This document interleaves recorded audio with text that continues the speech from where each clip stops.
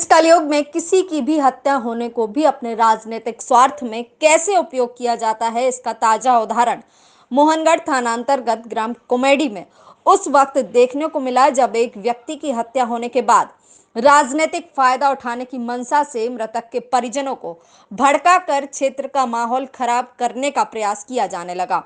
लेकिन जतारा एसडीओपी योगेंद्र सिंह भदौरिया ने तुरंत मौके पर पहुंचकर स्थिति संभाली और अपनी सूझबूझ समझदारी से माहौल को संभाला और मृतक परिजनों की जायज मांगों का तत्काल निराकरण कराया। सरपंच ने मारा कोमल नाम धनीराम चंदभान ब्रगभान बबलू आवास के बारे में आवास दूसरे का बना दिया था उनने, तो दूसरे ने शिकायत कर दी तो हमारे आदमी ने राजीनामा कर दिया था। तो उस बारे में मार दिया कि तूने क्यों राजीनामा कर दिया उसे।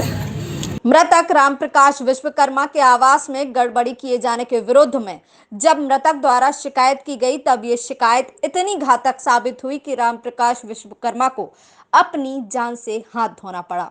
मृतक के परिजनों के अनुसार रामप्रकाश को गांव के सरपंच, सचिव व रोजगार सहायक द्वारा घर बुलाकर शिकायत वापस लेने का दबाव डाला गया। बात न मानने पर रामप्रकाश के साथ जानलेवा मारपीट की गई, जिस पर मोहनगढ़ थाने में धनीराम पाल पर मारपीट का प्रकरण दर्ज किया गया। लेकिन जिला अस्पताल में इलाज के दौरान रामप्रकाश की मौत हो जाने पर मृतक के परिजनों को भड़काया गया, जिससे परिजन मृतक का अंतिम संस्कार नहीं कर रहे थे, जिस पर एसडीओपी योगेंद्र सिंह भदौरिया ने तत्काल मौके पर जाकर मृतक के परिजनों से बात की। इसका आवास का विवाद चल रहा था, जो हमने शिकायत कर दी थी, हमारे पिताजी ने, चाचा जी ने शिकायत कर दी थी सर।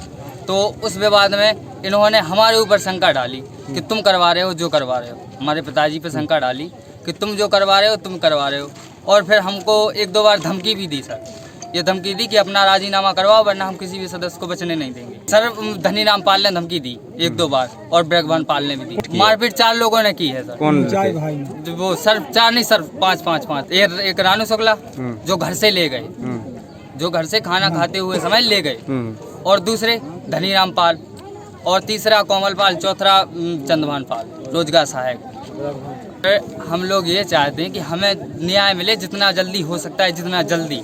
क्या सर पुलिस का कुछ समझ में नहीं आ रहा सर, वैसे ही बात करते हैं, कभी कुछ बात जैसे रुपया में लगाओ। हाँ, सर जब तक हमें कोई कड़ी कार्रवाई नहीं होगी जब तक नहीं चलाएंगे, सीधी बात है। हम लोग सर टीकमगढ़ लेके जा रहे थे। क्या हुआ सर एसपी ऑफिस लेके जा रहे थे कि हमें कुछ न्याय दिलाओ।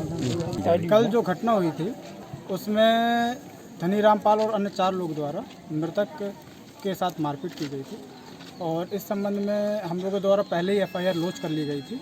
लेकिन उस टाइम पर मृतक अभी गंभीर अवस्था में था, ख़त्म नहीं हुआ था। लेकिन जैसे टीकमगढ़ वो उसको रवाना किया गया तो वहाँ पर इलाज के दौरान उसकी मृत्यु हो गई।